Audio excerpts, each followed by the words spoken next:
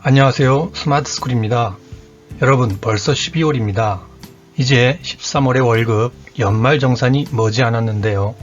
이 월급이 플러스 월급이 될지 마이너스 월급이 될지 궁금하시죠? 할 때마다 헷갈리고 어렵고 귀찮고 끈기를 가지고 공부하지 않으면 웬만해선 익숙해지기 어려운 게 바로 연말정산인데요. 이번 영상에서는 내년 1월에 시작되는 2021년도 귀속 근로소득세 연말정산을 어떻게 준비하는 게 좋을지 알아보고 적극적인 절세 전략 몇 가지를 소개해 드리려고 합니다. 다소 어렵고 복잡할 수는 있지만 그래도 하나씩 차근차근 듣다 보면 내게 맞는 절세 전략이 어떤 것인지 알 수 있는 안목이 생기니까요. 이번 영상 잘 들어보시기 바랍니다. 그럼 시작하겠습니다. 이미 알고 계신 분들도 있겠지만 2021년 10월 말부터 국세청이 알아서 연말정산을 처리해서 회사에 알려주고 근로자는 이것을 확인만 하면 되는 연말정산 간소화 자료 일괄 제공 서비스가 도입 운영되기 시작했습니다. 기존에는 근로자가 세무서나 홈택스를 통해 연말정산 간소화 자료를 받아 회사에 제출해야 했고 회사는 이 자료를 받아 연말정산을 한 뒤 그 결과를 다시 근로자에게 제공하여 확인받아야 했습니다. 하지만 앞으로는 이처럼 복잡했던 절차가 원스톱 방식으로 간소화될 전망입니다. 결론부터 말하면 간소화 자료 일괄 제공 서비스가 도입된 후에는 근로자가 회사에 제출해야 할 연말정산 간소화 자료를 국세청이 근로자 대신 회사에 제공하게 됩니다. 서비스 흐름도를 살펴보면 먼저 근로자가 회사에 일괄 제공 서비스에 동의하고 신청서를 제출합니다. 근로자의 동의가 필요한 이유는 국세청이 회사에 제공할 간소화 자료 중에 민감 정보가 있을 수 있고 그것이 근로자를 거치지 않고 곧바로 회사에 전달되기 때문입니다. 여기서 민감 정보란 정보 주체의 사생활을 침해할 우려가 있는 개인 정보를 말하는 것이죠. 근로자가 신청을 마치고 나면 회사는 신청한 근로자들의 명단을 국세청 인터넷 사이트 홈택스에 등록하게 됩니다. 그리고 근로자 명단이 등록된 후에는 근로자가 홈택스에 접속해서 일괄 제공 서비스 신청 내역을 확인한 다음 일괄 제공 서비스를 신청한 것이 사실이라는 항목에 확인 동의해야 합니다. 이때 민감 정보를 삭제하고 싶다면 민감 정보 삭제 화면으로 이동해서 삭제 처리할 수 있습니다. 여기까지 하고 나면 이제 국세청이 알아서 회사에 간소화 자료를 일괄 제공하게 되고 근로자는 간소화 자료에 추가 수정할 사항이 있는 경우에만 증명 자료를 따로 제출하면 됩니다. 그리고 마지막으로 회사가 국세청으로부터 제공받은 자료를 기초로 연말 정산을 마친 후 그 결과를 근로자에게 제공하고 근로자는 정산이 제대로 되었는지 여부를 확인하게 됩니다. 연말정산 간소화 자료 일괄 제공 서비스는 원하는 근로자에 한해서만 신청을 받아 서비스를 제공합니다. 이 말은 곧 회사에 소속된 근로자 전체가 아니라 그중 일부의 근로자만 서비스 제공을 신청할 수도 있다는 말이죠. 따라서 원하지 않는 근로자는 기존 방식대로 홈택스에서 연말정산 간소화 파일을 내려받아 회사에 제출하면 됩니다. 그리고 근로자의 편의를 위해 같은 회사에서 계속 근무할 경우 홈택스에서 한 번만 확인 동의 절차를 거치면 다음 연도부터는 본인 확인 동의 절차를 생략할 수 있습니다. 그럼 일괄 제공 서비스 신청에 확인 동의하려면 국세청 홈택스 어디로 가야 하는지 화면을 보면서 알아볼까요? 인터넷 검색창에서 국세청 홈택스를 검색해서 사이트에 접속하면 이렇게 홈택스 메인 페이지로 들어오게 되는데요. 여기서 상단 메뉴바의 조회 발급 버튼을 누르면 좌측 하단에 연말정산 메뉴가 보입니다. 그리고 거기서 연말정산 간소화 버튼을 누르면 다음 페이지에 연말정산 자료 일괄 제공 서비스의 확인 동의 및 조회를 할 수 있는 메뉴가 나옵니다. 설명에 나와 있듯이 이미 회사에 동의 신청하였어도 한 번 더 본인 확인 절차가 필요하니 이쪽으로 들어가셔서 확인 동의 절차를 완료해야 합니다. 자, 지금까지는 내년부터 시범 운영되는 연말정산자료 일괄 제공 서비스에 대해 알아봤는데요. 앞으로 이 서비스를 이용하면 복잡한 절차를 거치지 않고 좀 더 쉽게 연말정산을 할 수 있겠죠. 그렇다면 이제는 13월의 월급을 플러스로 만들어서 세금을 환급받을 수 있는 방법이 없는지 본격적으로 고민해봐야겠습니다. 절세 전략을 세우려면 우선 근로소득세가 뭔지, 원천징수는 왜 하는지, 그리고 연말정산은 어떤 방식으로 이루어지는지 알아야 합니다. 왜냐하면 세금 징수와 관련된 용어와 절차들이 너무 어렵고 복잡해서 전체적인 프로세스를 이해하지 않고서는 자신에게 필요한 절세 전략을 세우는 것을 엄두도 내지 못할 것이기 때문입니다. 먼저 근로소득세는 근로자가 한 해 동안 근로를 제공한 대가로 받은 연간 근로소득 중 비과세 근로소득을 차감한 총급여액에 부과하는 세금입니다. 물론 이후에 각종 공제금액을 차감해야 하지만 어쨌든 출발점이 되는 것은 총급여액입니다. 그리고 근로자는 자신에게 부과되는 세금을 내기 전에 생계를 위해 꼭 필요한 비용 등 법으로 정해진 여러가지 공제금액들을 총급여액에서 차감해야 합니다. 이때 차감되는 공제금액이 많을수록 총급여액이 줄어들 것이고 그러면 납부해야 하는 세금도 줄어들게 되겠죠. 결국 총급여액에서 법으로 정해진 공제금액을 최대한 빼고 덜어내야 세금을 줄일 수 있다는 것입니다. 그런데 여러분, 개별 근로자들은 소득에서 필요경비를 차감하여 과세 표준, 즉 세금 부과의 기준 금액을 산정하고 기록하는 능력과 그것을 신고하는 능력이 부족합니다. 그래서 생겨난 것이 바로 원천징수인데요.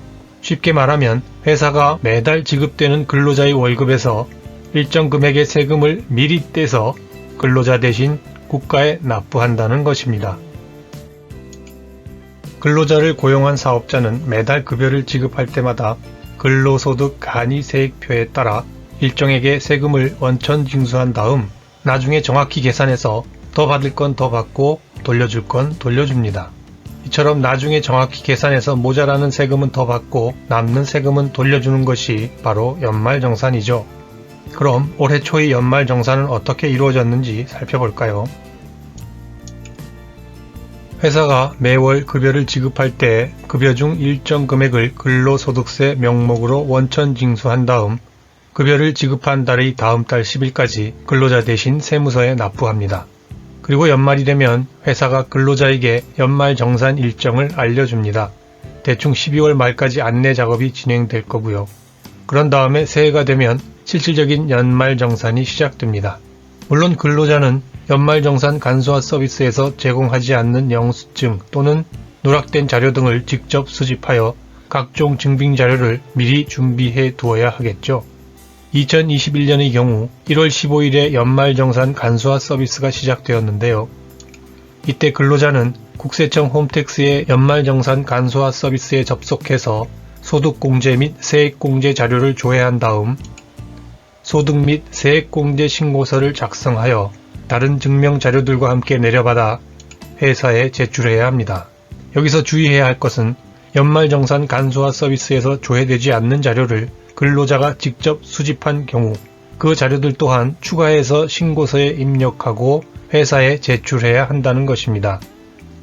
그런 다음에 회사는 근로자가 제출한 소득세액공제 신고서와 증명서류 등을 검토하여 연말정산 세액 계산을 완료하고 근로자에게 원천징수영수증을 발급합니다. 그리고 연말정산 결과 결정세액이 원천징수한 세액보다 적어서 환급받을 세액이 있을 경우 회사는 세무서로부터 환급금을 수령하여 근로자에게 지급하고 그 반대의 경우 즉 결정세액이 원천징수세액보다 많아서 추가로 납부해야 할 세액이 있을 경우에는 근로자의 급여에서 그 금액을 차감합니다. 세금의 환급과 추가 납부는 통상 2월 급여를 지급할 때 이루어지는데요. 환급액을 급여에 포함시켜 지급하거나 추가 납부할 세액을 차감한 다음 급여를 지급하는 방식이죠. 이때 헷갈리기 쉬운 것이 바로 원천징수영수증의 차감 징수세액 항목에 표시되는 마이너스 표시가 무엇을 의미하느냐인데요. 보시는 것처럼 원천징수영수증의 차감 징수세액 항목의 숫자 앞에 마이너스 표시가 있으면 세금을 돌려받는다는 뜻이고 마이너스 표시가 없으면 모자라는 세금을 더 내야 한다는 뜻입니다. 그렇다면 13월의 월급이라 불리는 연말정산에서 절세하고 환급받는 방법, 그러니까 결정세액이 원천징수로 떼간 돈보다 적게 나오게 하는 방법은 뭘까요? 네, 그 방법은 바로 소득공제와 세액공제를 미리 챙기는 것입니다. 다시 말하면 소득공제를 최대한 많이 받아서 세전 단계의 소득금액 또는 과세 표준액을 가능한 한 많이 줄이고 또 세액공제를 최대한 많이 받아서 세후 단계의 결정세액을 최대한 줄이는 것입니다. 절세 전략의 핵심이 되는 소득공제와 세액공제의 여러 항목들은 다시 수동적 공제와 능동적 공제로 구분할 수 있습니다. 수동적 공제는 근로소득공제처럼 소득금액에 따라 자동으로 공제되거나 인적공제와 추가공제처럼 개인의 상황에 따라 별다른 노력 없이 공제되는 항목들을 말합니다. 반면에 능동적 공제는 근로자 스스로 꼼꼼히 챙겨야만 공제 혜택을 받을 수 있는 항목들입니다. 수동적 공제 항목은 연말정산 시에 본인에게 해당하는 혜택을 놓치지 않았는지 확인하는 정도로만 해도 되지만 능동적 공제 항목은 연말이 지나기 전에 개인의 상황에 맞게 미리 준비해둬야 합니다. 자, 그럼 연간 근로소득에서 결정세액에 이르기까지 연말정산의 단계별 주요 공식들을 보면서 미리 챙겨야 할 소득공제 항목과 세액공제 항목에 대해 알아볼까요? 지금 보시는 계산식들은 연말정산을 이해하는데 꼭 필요한 주요 계산식들이고 붉은색의 항목들은 절세에 필요한 소득공제 항목과 세액공제 항목들입니다. 이후에 이 항목들을 중심으로 절세할 수 있는 방법들을 알아보도록 하겠습니다. 먼저 총급여액을 구하는 계산식입니다. 총급여액은 해당 과세기간에 근로를 제공하고 대가로 받은 연간 근로소득에서 비과세 소득을 차감한 금액입니다. 연간 근로소득은 1년 동안 받은 급여, 상여금, 수당 등을 모두 더한 금액이고 비과세 소득은 연간 근로소득 중에서 세금을 내지 않아도 되는 소득입니다. 비과세 소득으로는 월 10만원 한도의 식대, 근로자 본인의 차량을 회사 업무에 이용했을 때 월 20만원 한도의 차량 유지 보조금, 6세 이하의 자녀를 둔 경우 월 10만원 한도의 출산 보육 수당, 그리고 월 20만원 한도의 연구활동비 등이 있습니다. 이런 비과세 소득이 많을수록 근로소득에서 차감되는 금액이 늘어나겠죠. 한 가지 주의할 점은 통신비의 경우 직원의 급여에 해당하여 소득세가 과세된다는 것입니다. 예를 하나 들어볼까요? 월급을 300만원씩 받고 연말 보너스로 200만원을 받는다면 연간 근로소득, 즉 연봉은 3,800만원입니다. 그런데 월급 명세서에 식대 10만원과 차량 유지비 10만원이 포함되어 있다면 비과세 소득이 240만원이 됩니다. 이때 연간 근로소득 3,800만원에서 비과세 소득 240만원을 뺀 3,560만원이 총 급여액이 됩니다. 만약 연봉이 3,600만원인 직장인이 구내 식당에서 식사를 하고 대중교통을 이용하는 등 비과세 소득이 없다면 총 급여액도 3,600만원이 됩니다. 다음은 근로소득 금액을 구하는 계산식입니다. 근로소득 금액은 총 급여에서 근로소득 공제 금액을 차감한 금액이며 근로소득 공제 금액은 제시한 표와 같이 총 급여액 구간에 따라 공제 비율이 차등 적용되며 공제 한도액은 2천만원입니다. 가령 A씨의 총 급여액이 3,600만원이라고 가정하고 근로소득 공제 금액과 근로소득 금액을 구해볼까요? A씨의 총 급여액 구간과 그 구간에 따른 근로소득 공제금액 계산식은 표와 같습니다. 이 표에 따라 총 급여가 3,600만원인 경우 근로소득 공제금액과 근로소득 금액을 구해보면 근로소득 공제금액은 1,065만원이 나오고 근로소득 금액은 2,535만원이 나옵니다. 이처럼 근로소득 공제금액은 정해진 공제 비율에 따라 정해지는 것이기 때문에 근로자의 별다른 노력이 없어도 자동으로 공제되는 수동적 공제 항목이라고 할 수 있습니다. 다음은 인적 공제입니다. 세전 단계에서 본격적인 소득 공제를 시작하는 건데요. 여기서부터는 잘 들으셔야 합니다. 인적 공제는 본인을 포함해서 공제 요건에 해당하는 부양가족이 있는 경우 해당하는 사람 1인당 일정액을 소득 공제해주는 것인데요. 배우자, 자녀, 부모님, 형제, 자매 등 부양가족이 많을수록 생활비가 많이 들어가니 소득 공제를 많이 해줘서 세부담을 줄여주겠다는 취지입니다. 인적 공제를 제외한 나머지 공제 항목들은 연말정산 간소화 서비스에서 조회가 가능하기 때문에 어려울 게 없지만 부양가족의 범위 안에 들면서 동시에 공제 요건을 충족시키는 사람을 파악하여 자신의 부양가족으로 포함시키는 일은 미리 신경 쓰지 않으면 안 되는 중요한 일입니다. 기본 공제의 경우 본인을 포함해서 부양가족 1명당 150만원씩 소득공제가 됩니다. 그리고 기본 공제 항목을 확인한 다음에는 추가 공제 항목을 보셔야 합니다. 추가 공제란 본인을 포함해서 기본 공제 대상자인 부양가족이 경로우대자, 장애인, 한부모, 부녀자일 경우에 기본 공제에 추가하여 공제해 주는 것을 말합니다. 경로우대자 공제는 1명당 연 100만원이 공제되고 장애인 공제는 1명당 연 200만원이 공제됩니다. 또 부녀자 공제는 연 50만원이 공제되고 한부모 공제는 연 100만원이 공제됩니다. 다음은 연금보험료 공제인데요. 근로자 본인이 국민연금이나 공무원연금 같은 공적 연금보험료를 납입한 경우 해당 과세기간에 납입한 연금보험료를 전액 공제해주는 것을 말합니다. 연금보험료 공제의 경우 근로자의 별다른 노력 없이 연말정산 간소화 자료를 확인하는 것만으로 충분한 수동적 공제라고 할 수 있습니다. 이번에는 특별소득공제입니다. 특별소득공제는 근로자가 해당 과세기간에 부담한 건강보험료, 고용보험료, 장기요양보험료 그리고 주택자금의 일정액을 근로소득금액에서 공제해주는 것을 말합니다. 먼저 보험료는 사업자가 부담하는 보험료 이외의 본인이 부담하는 보험료 전액을 공제합니다. 그리고 주택임차차입금, 원리금 상환액 공제는 무주택 세대의 세대주인 근로자가 주거용 오피스텔을 포함한 국민주택 규모의 주택을 임차하기 위해 금융회사 등으로부터 차입한 차입금의 원리금 상환액을 공제하는 것을 말하고 장기주택 저당 차입금 이자 상환액 공제는 무주택 또는 1주택을 보유한 세대의 세대주가 취득 당시 기준시가 5억원 이하인 주택을 취득하기 위하여 당해 주택의 저당권을 설정하고 금융기관 등으로부터 차입한 장기주택 저당 차입금의 이자 상환액을 공제해 주는 것을 말합니다. 특별소득공제도 수동적 공제 항목에 해당합니다. 자, 지금부터는 본격적인 능동적 공제를 시작해야 하는데요. 주인공은 바로 저축 납입액 공제와 신용카드 등 사용액 공제입니다.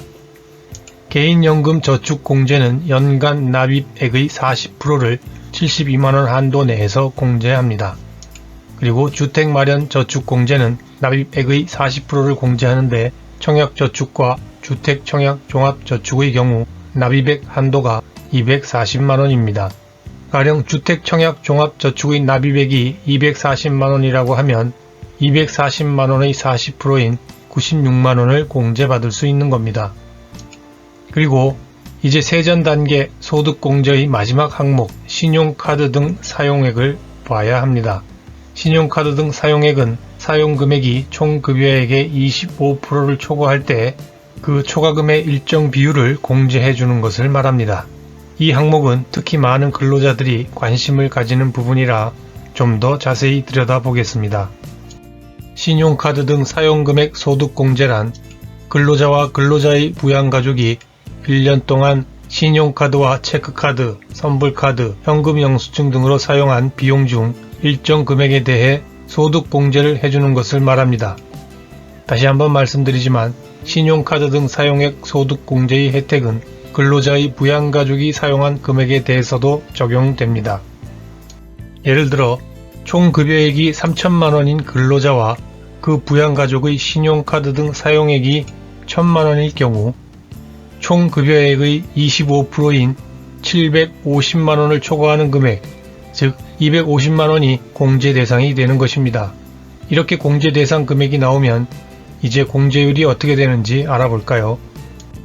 신용카드의 경우 사용액의 15%, 직불카드와 선불카드, 현금 영수증의 경우 사용액의 30%입니다.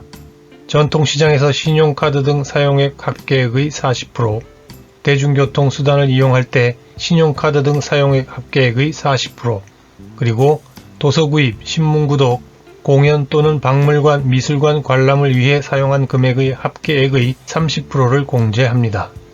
공제 한도는 총 급여액 7천만원 이하일 때 연 300만원을 공제 한도로 두고 총 급여액이 7천만원 초과 1억 2천만원 이하일 때에는 연 250만원, 총 급여액이 1억 2천만원 초과일 때에는 연 200만원을 공제 한도로 두고 있습니다.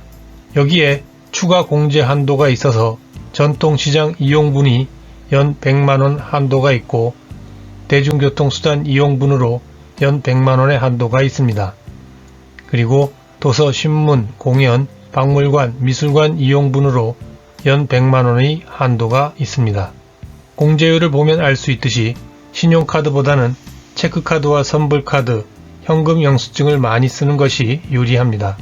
하지만 신용카드를 사용하면 할인, 포인트 적립 등 부가 서비스 혜택이 좋기 때문에 공제 대상에서 제외되는 사용액, 즉 총 급여액의 25%까지는 신용카드 사용으로 채우고 25%를 넘는 금액부터는 소득 공제율이 높은 체크카드를 많이 쓰는 게 좋습니다. 그리고 전통시장 이용과 대중교통수단 이용 등 신용카드 등으로 결제하면 추가 공제가 가능한 항목들을 많이 활용하는 것도 절세에 도움이 되겠죠. 여러분, 앞에서 설명드린 신용카드 등 사용액의 공제 한도와 추가 공제 한도 너무 헷갈리시죠? 정리를 하고 넘어가겠습니다. 먼저 공제 순서를 보면 신용카드 사용분, 현금 영수증, 직불, 선불카드 사용분, 도서, 공연, 박물관, 미술관 사용분, 그리고 전통시장 사용분, 대중교통수단 이용분입니다. 따라서 이런 순서로 공제를 하다가 앞서 설명한 총 급여액별 공제 한도, 즉 300만원과 250만원 또는 200만원이 도달하면 그 다음에는 어떻게 될까요? 네, 두 가지 경우가 있을 수 있겠죠. 첫째, 추가 공제 항목에 해당하는 사용액, 즉 전통시장 이용이나 대중교통수단 이용, 그리고 도서 구입 등 문화생활에 사용한 금액이 없을 경우 더 이상의 공제는 이루어지지 않습니다. 둘째, 추가 공제 항목에 해당하는 사용액이 있을 경우 추가 공제 한도만큼 다시 공제가 됩니다. 가령 공제 초과 한도에 도달한 후에도 전통시장 카드 사용액 90만원과 대중교통수단 카드 사용액 40만원이 있다면 이 130만원이 추가로 공제된다는 말입니다. 그리고 또 한 가지 반가운 소식이 있죠. 신용카드 등의 사용금액이 전년도보다 5% 이상 증가할 경우 증가한 금액의 10%를 100만원 한도 내에서 공제해 줍니다. 예를 들어 총급여가 6천만원인 A씨가 지난해에 신용카드로 2천만원을 쓰고 올해는 2,400만원을 썼다고 가정해 보겠습니다. 올해 A씨가 신용카드 사용으로 공제받는 금액은 135만원입니다. 그런데 A씨의 올해 카드 사용액이 작년 대비 많이 늘었죠. 그러니까 작년 사용액의 5%를 초과하여 증가한 금액, 다시 말해서 2천만원의 5%는 100만원이니까 100만원을 초과하여 늘어난 증가분, 즉 300만원에 대해 10%의 소득공제율을 적용하여 30만원을 추가로 공제받게 됩니다. 따라서 A씨는 총 165만원의 소득공제를 받게 되는 것이죠. 자, 이제 세전 단계의 소득공제 항목을 모두 차감해서 구해진 과세표준에 기본세율을 곱하고 누진공제액을 차감해서 산출세액을 산정해야 합니다. 과세표준과 기본세율을 담은 표를 보시면 2020년의 세법 개정안에 따라 소득세 과세표준 10억 초과 구간이 새롭게 만들어졌고 최고세율이 42%에서 45%로 상향된 것을 알 수 있습니다. 이 표에서 누진공제는 계산의 편의를 위해 만들어 놓은 것에 불과합니다. 가령 4,800만원의 소득을 올리는 사람이 있다고 가정하고 누진공제를 활용해 산출세액을 계산해보면 630만원이라는 금액이 나옵니다. 이렇게 해서 산출세액까지 구해봤습니다. 이제 마지막으로 세액공제와 세액감면에 대해 알아볼 차례입니다. 소득공제의 경우 공제금액의 일정한 세율을 곱한 값만큼 세액이 줄어드는 반면 세액공제나 세액감면은 공제금액의 100%가 산출세액에서 곧바로 공제되기 때문에 그만큼 절세 효과가 크다고 할 수 있습니다. 먼저 세액공제에는 근로소득세액공제, 자녀세액공제, 연금계좌세액공제, 특별세액공제, 월세액 세액공제 등이 있습니다. 근로소득세액공제는 법으로 정해진 일정한 금액을 산출세액에서 차감하는 것을 말하는데요. 이건 역시 근로소득공제와 마찬가지로 근로자의 별다른 노력 없이도 자동으로 공제되는 항목입니다. 그리고 근로소득세액 공제는 산출세액이 130만원 이하일 때와 130만원을 초과할 때의 세액 공제 금액이 다릅니다. 가령 산출세액이 200만원이라면 근로소득 세액 공제 금액은 얼마일까요? 네, 세액 공제 금액 계산식에 따라 계산을 해보면 산출세액은 92만 5천원이 나옵니다. 자녀세액 공제는 근로자의 기본공제 대상자 중 만 7세 이상의 자녀가 있는 경우 다음과 같은 금액을 산출세액에서 공제합니다. 자녀가 1명일 때는 15만원, 2명일 때는 30만원, 그리고 2명을 초과할 때는 초과하는 1명당 30만원씩 가산합니다.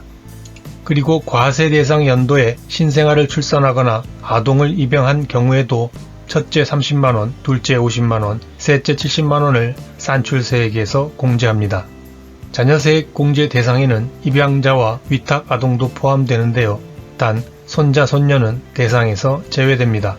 그리고 여기서 한 가지 주의하실 점은 자녀 장려금을 수급하는 근로자의 경우 자녀세액 공제의 혜택을 받을 수 없다는 것입니다. 그럼 예를 한번 들어볼까요? 해당 과세기간에 2명의 자녀, 즉 만 9세의 자녀 1명과 만 7세의 자녀 1명을 두고 있는 사람이 같은 과세기간에 쌍둥이로 셋째와 넷째를 출산했다면 자녀세액 공제액은 얼마가 될까요? 네, 7세 이상 자녀가 2명이니까 30만원이 되고요. 신생아 자녀가 2명이기 때문에 80만원이 됩니다. 그래서 이 경우에 자녀세액 공제 금액은 110만원이 됩니다. 이번에는 연금계좌 세액 공제인데요. 연금계좌 근로자 납입액 중 일정 비율의 금액을 세액 공제해주는 것을 말합니다. 공제 대상은 연금저축, 퇴직연금, 그리고 과학기술인 공제외 퇴직연금의 근로자 납입액입니다. 이 중에서 흔히 개인연금으로 불리는 연금저축과 퇴직연금에 주목해야 하는데요. 연금저축은 개인이 자발적으로 가입하는 것이고 퇴직연금은 근로자의 퇴직금을 적립해 노후재원으로 활용하도록 한 제도입니다. 연금저축은 직장인이든 자영업자든 소득이 있는 사람이라면 누구나 가입할 수 있는 개인연금 상품이니까요. 노후준비는 물론 절세 효과까지 누리고 싶다면 가입을 고려해볼 만한 상품이 아닐까 싶습니다. 세액 공제율은 총 급여액이 5,500만원 이하인 경우 납입액의 16.5%를 세액 공제하고 총 급여액이 5,500만원을 초과하는 경우 납입액의 13.2%를 세액 공제합니다. 자, 이제 귀찮다고 그냥 넘어가기 쉬운 월세 세액 공제입니다. 월세 세액 공제를 받기 위해 충족해야 할 요건들로는 12월 31일 기준 무주택자여야 하고 총 급여액이 7천만원 이하여야 하며 전입신고를 해야 하고 국민주택 규모 이하 또는 기준시가 3억원 이하여야 하며 월세 계약자가 본인 또는 기본공제 대상자여야 합니다.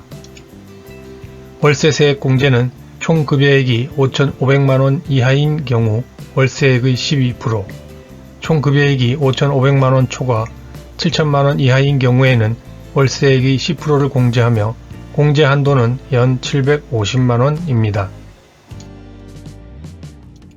특별세액 공제에는 보장성 보험료 세액 공제, 의료비 세액 공제, 교육비 세액 공제, 기부금 세액 공제 등이 있는데요. 먼저 보장성 보험료 세액 공제는 생명보험, 상해보험 등 일반 보장성 보험료의 경우 연 100만원의 공제 대상 금액 한도 내에서 12%를 공제하고 장애인 전용 보장성 보험료의 경우 연 100만원의 공제 대상 금액 한도 내에서 15%를 공제합니다. 의료비는 연 700만원의 공제 대상 금액 한도 내에서 15%를 공제하며 교육비는 근로자 본인 또는 기본 공제 대상자를 위해 지출한 교육비의 15%를 공제합니다. 마지막으로 기부금의 경우 기부액 중 1,000만원 이하 금액은 15%를 공제하고 1,000만원 초과 금액은 30%를 공제합니다. 자, 이제 마지막 중에 마지막입니다. 바로 세액 감면인데요.